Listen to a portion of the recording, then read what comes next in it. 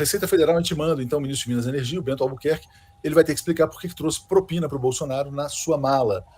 Paulo, situação cada vez mais vexatória dos militares também, né? Não só do Bolsonaro, mas um militar que se presta a ser mula de bandido não é boa coisa. Diga, Paulo. Pois é, quando o Bolsonaro se tornou presidente, não vamos nem discutir as circunstâncias, quando ele fez aquela campanha daquele jeito, tudo armado, não é? Se dizia que os militares iam ser assim, fazer um freio no Bolsonaro.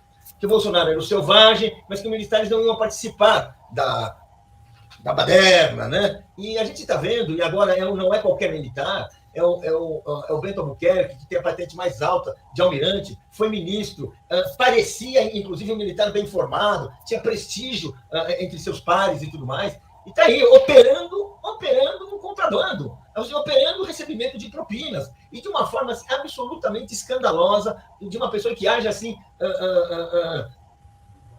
convencido de uma total impunidade, porque, evidentemente, o que ele fez é assim, não se sabe como é que ele vai conseguir escapar de uma investigação, né, que, vamos dizer assim, de certo modo está terminada, porque é escandalosa, o que ele fez é escandaloso, é incompatível com a sua farda, é incompatível com a sua patente, é incompatível com as Forças Armadas, com aquilo que se espera, ou seja, o Bento Albuquerque, assim, é um sinal da degradação das Forças Armadas. As Forças Armadas apoiaram o Bolsonaro e olha o que deu. Elas viraram uma instituição podre, porque isso é um sinal de podridão que nós temos hoje, produzida pelo Bolsonaro e por aqueles que o sustentaram. Parlamentares do PL já pressionando Valdemar a abandonar Jair e Michele, porque os dois não têm explicação plausível para o caso. Qual vai ser a consequência política, na sua opinião? Bom, a primeira consequência é que esse plano do PL de colocar a Michele como a sucessora, né, do Bolsonaro, vai viajar pelo país, isso aí já parou, né? Foi adiado. Não dá para sair pelo país com essa história das joias, né? O que é essa história das joias? Então, isso aí já foi adiado, né? O Bolsonaro já está dando sinais de que não vai voltar tão cedo, né? Para não ter que explicar essas coisas todas, né?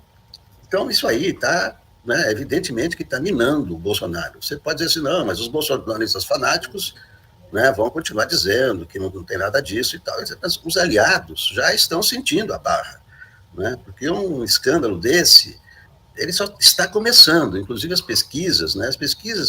Mas já tem pesquisa que mostra que isso não abala o Bolsonaro. Tá bom, quantos dias de escândalo? 3, 4 dias, uma semana, né? Espera a coisa engrossar, porque o escândalo está só no começo. Agora é que vai começar a ser ouvido o almirante, né? O rapaz que trouxe na mochila, né? Então, está só no começo, né? Isso é um rolo muito grande, é um rolo internacional. Eu não estou entendendo por que a Arábia Saudita ainda não disse nada, né? Isso é um escândalo internacional, não há dúvida, né? O que está se investigando é a possibilidade de contrabando, descaminho, lavagem de dinheiro, etc. Quer dizer, é um escândalo internacional, que está só no comecinho. A Arábia Saudita é uma ditadura, né? Então acho que eles não se preocupam muito em dar satisfação de absolutamente nada. Mas o Alex falava da pesquisa, tem essa pesquisa Quest, eu botei na tela, de que os eleitores bolsonaristas nem comentam o caso da joia, estão falando de gasolina, de outros assuntos, e assim por diante, né? Quer dizer, eles vivem no universo paralelo. E o Joaquim colocou no Twitter também, ó. Bolsonaro tem questão com joia. Michele disse que nem sabia do presente. 15 anos atrás, na separação, Ana Cristina Vale acusou o Bolsonaro de roubar um cofre do Banco do Brasil, onde ela guardava joias.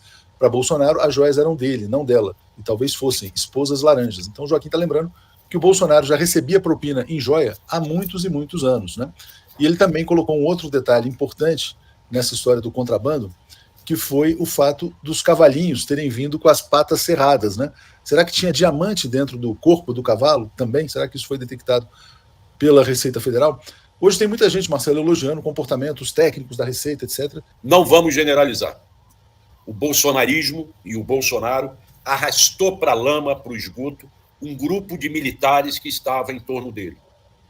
Mas não arrestou totalmente as Forças Armadas. Não vamos generalizar e dizer que as Forças Armadas são todas corruptas e concordam com isso.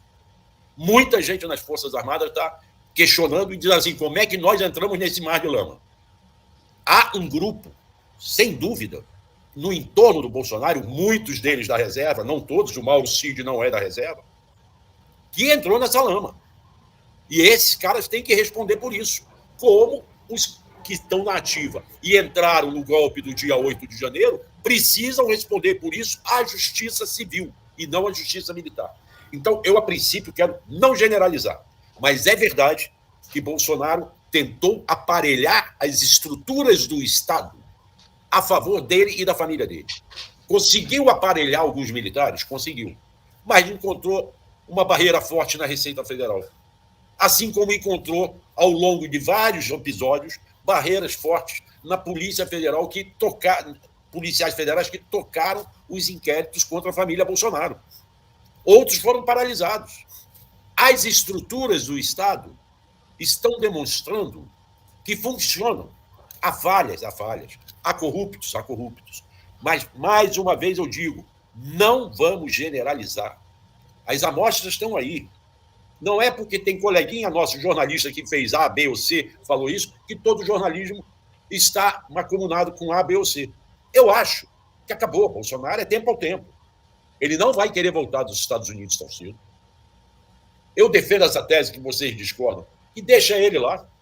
E toquem os inquéritos, as investigações, os processos, ele que venha contratar advogados, ele que venha contratar quem o defenda, ele que venha a perder tempo respondendo aos processos.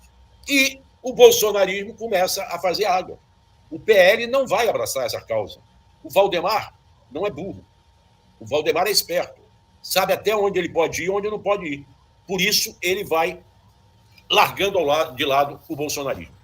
Mas é um bandido que está custando caro demais ao Brasil, né? Quer dizer, diárias de assessor, quer dizer, você manter um criminoso, né? Todo mundo sabe que é bandido, que confessa que é bandido, basicamente, né?